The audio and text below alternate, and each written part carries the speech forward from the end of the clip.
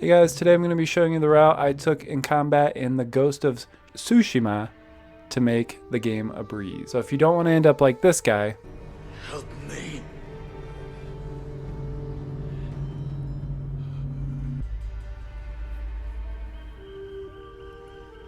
Then let's get nice and cozy and reflect on the skills I have chosen to make myself a killing machine. So there are a couple different ways that you can build yourself as a fighter, but at the end of the day you're going to be fighting more than you're going to be sneaking or using a bow and arrow or throwing your shurikens. So you're going to want to be able to do full-on combat. Plus sneaking in the shadows is against the samurai code. This is what makes us samurai. Only cowards strike from the shadows.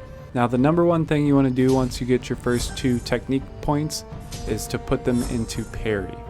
Now if you've played any other game similar to this, you know that parry is normally the most damage dealing blow you can cause to an enemy.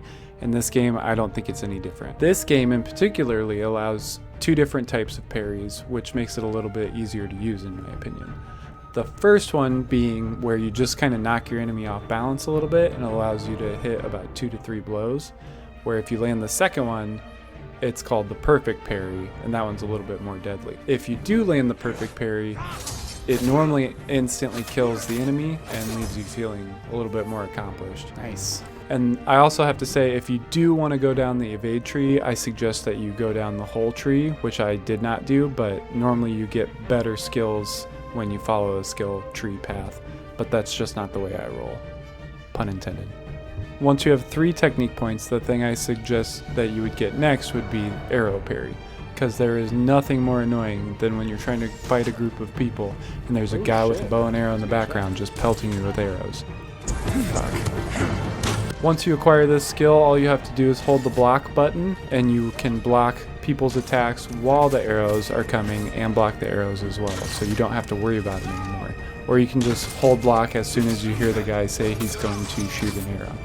Last thing on the parry tree you want to learn is the 2 specialization parries, where you can parry the spears and you can parry the stronger swordsman's attacks that you normally have to dodge, thus making it so you only have to hit the parry button from here on. You don't have to dodge anything anymore and you can just parry all attacks. And then once you finish off the parry tree, you will be being healed every time you parry, so you'll pretty much be living forever, parrying every attack, gaining more health even if you do get hit, making you a killing machine like I promised in the beginning of the video.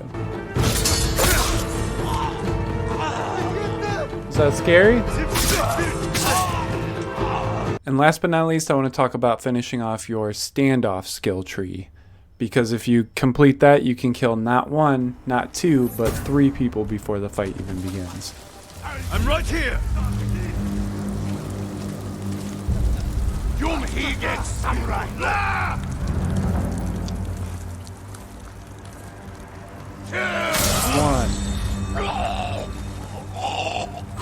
2,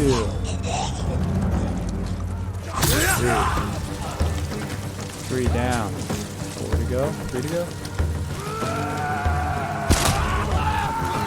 And normally you can shoot 1 or 2 people in the head with an arrow before you even start the standoff, thus killing between 4 to 5 people before returning back to normal, harder combat.